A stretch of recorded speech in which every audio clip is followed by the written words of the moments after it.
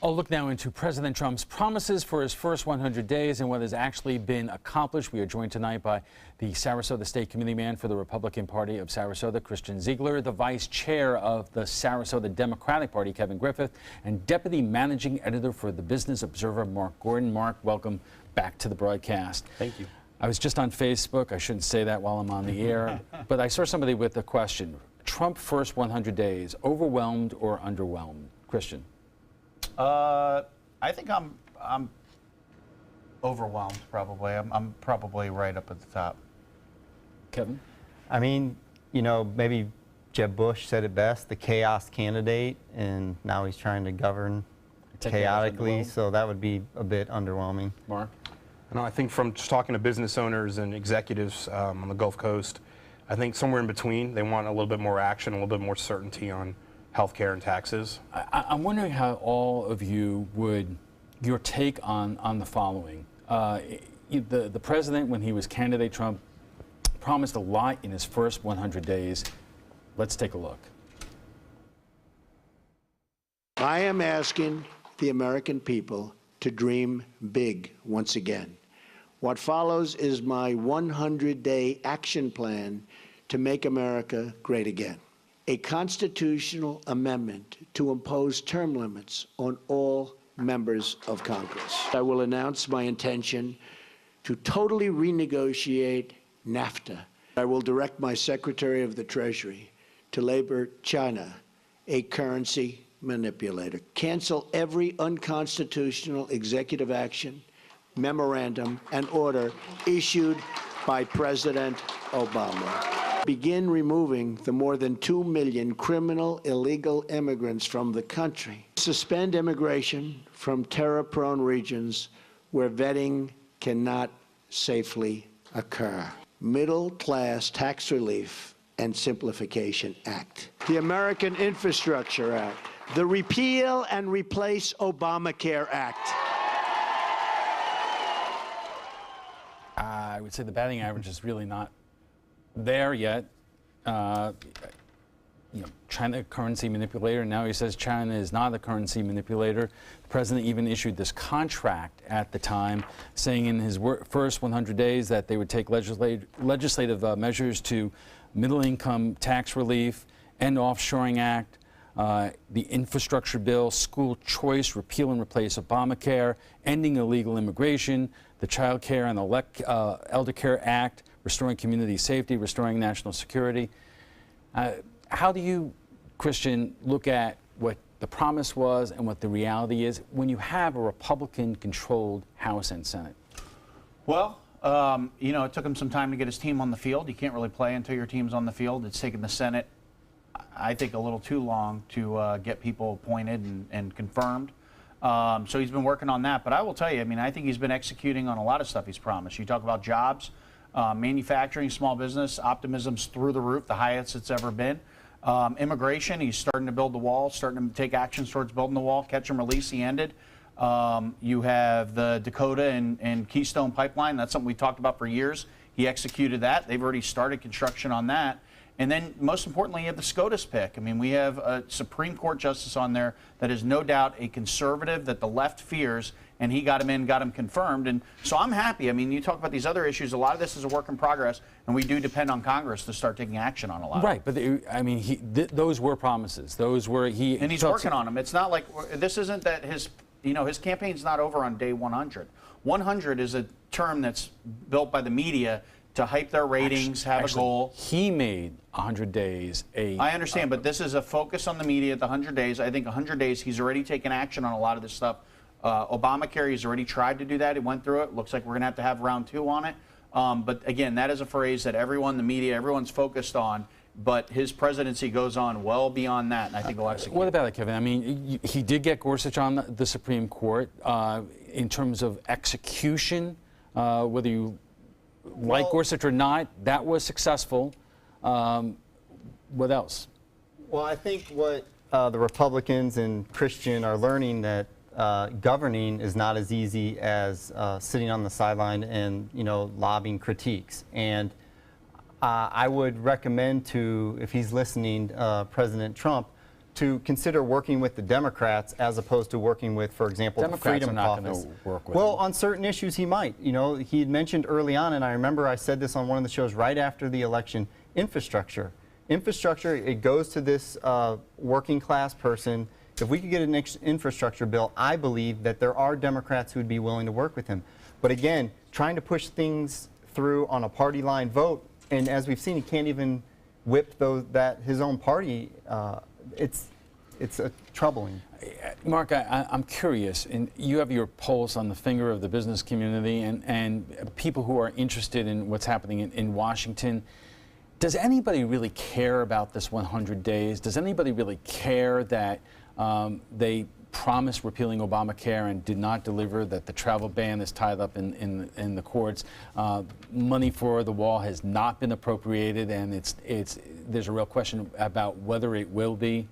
I think, you know, business owners day to day are looking, you know, how do they grow their business? How do they hire people? I think they want certainty. That's the word we heard most frequently in the past administration, was uncertainty. What was going to happen with Obamacare? What was going to happen with our tax laws? So I think they want certainty. How it gets there, I don't think the 100 days or 125 days is as important as to what happens. Because when you talk about, let's say, tax reform, tax cuts, it's intertwined with health care, because they were counting on the savings from taking some 20 million Americans off of their subsidies for Obamacare to help fund those tax cuts.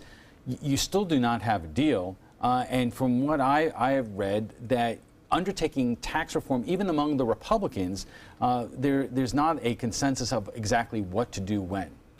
No, but I mean, it is, as Kevin mentioned, I mean, it's difficult to govern when you go into Washington. What's interesting is everything we've talked about. I mean, Trump's getting criticized for the refugee ban not getting enacted. Well, he put it forward. The courts put the blocks on it. You talk about health care. I mean, Congress couldn't get it done. They couldn't get it over the hurdle. So I don't know why Trump's necessarily being blamed for a lot of this stuff when he has taken action. He's come in, he's worked hard, and he's put forward plans, and it just takes time for this stuff to enact. So I think even with tax care, you're exactly right. This isn't something that you can come out, say, hey, here's the plan, let's go with it. It's going to need to be bounced around between the House and the Senate. Individual members are going to have their say. They're going to amend it like crazy. So it is a work in progress. That's why I don't understand. I mean, you have a 100-day mark, and he's got to get his team in. Then he's got to, you know, get in there and figure out what's really going on in the federal government, and then Congress he's got to work with. But you see these stories all the time. They compare Trump's 100 days to Obama's, to Clinton's, all the way back to Roosevelt. 8 years ago, Obama came in. There was TARP bailing out the banks and bailing out Detroit. I mean, they did get those things done in the middle of a overwhelming economic crisis. Two things. One, it was legislation that was being passed, and that's how it's judged, at least used to be how it was judged.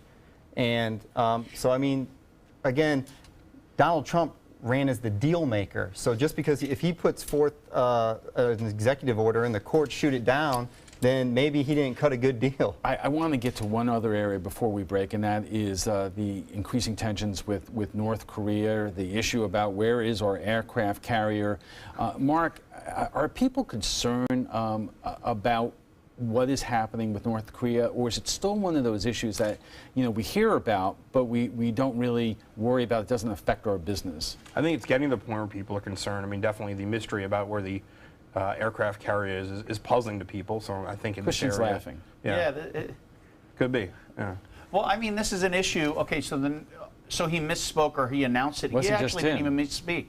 They announced it early because they came together. They had, my understanding is they had a meeting, and they said, okay, we're going to send that aircraft carrier over to this area. Well, they were a couple days early announcing that, and the aircraft carrier had to go in and do exercises in the South Pacific. But then once they were done with that, after a couple days, it started to go towards North Korea. So I think that this is something that's taken out of context to delegitimize the president, and it's frustrating. Kevin, I'll give you the last word on that.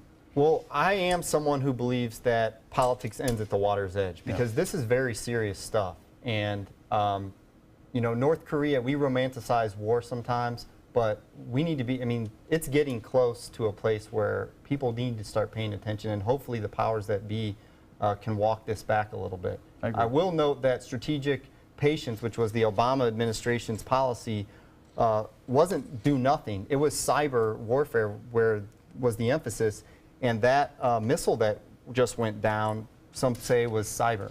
Okay, let's take a quick break. We'll be back after a break with final thoughts on President Trump's first 100 days in office.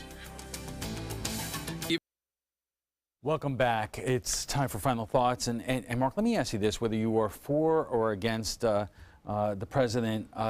Since his election, the stock market has been at a pretty good clip up until really recently, and it's kind of stalled out. And the question is, to you, is it because there's been, a lot of, chaos from the executive orders to the Russia investigation, what's happening in the Middle East? Is that having an impact in terms of, what do local businesses think about that? I think what's happening internationally is definitely having an impact on the stock market and, where people want to invest. I mean, as we talked about before, it's scary what's going on, and it's giving people pause in the stock market for sure. Is there any, decrease in terms of local businesses, in terms of their outlook, in terms of the near term and the longer term, in terms of what this administration will be doing? I think the outlook is still really positive. I think there's still people who think that he's going to get tax reform done, that healthcare will shift in some way and help business owners. The outlook is positive for business owners. Kevin, what is your takeaway? We were talking off air, but I believe uncertainty. Business people as well as Americans in general want certainty in their politics and in their business. And right now, as Jeb Bush said, there's just too much chaos. I think people want calm down and to see some sort of progress that they can trust and believe in. Christian, are you concerned about anything in terms of how this administration is executing whatever plan it has? No, I mean, there's been a lot that's been happening. I think when you look at the media and the left, they're focused on whatever issues are sexy to them that they want to get out there. But meanwhile, behind the scenes, excuse me? It's all the media's fault? I think a good portion of it is. I mean, when you say, oh, it's the tweets, why are people talking about it? Well, let's dive into why do people talk about issues? And it's because the media focuses and they highlight and they run story after story after story on something. But meanwhile, what I wanted to get into is, like this week alone, he signed an executive order, a Buy America executive order, and that targets, making sure federal agencies are buying American-built products, American manufactured products, and he's looking at regulations and, the trade deals and everything. There is a focus on America first, and we're seeing that happen. We'll have to leave it there, although I would say if there were no tweets, people wouldn't be talking about them. Want to watch past Roundtable's discussions? They're available on Apple TV, Amazon Fire, and Roku.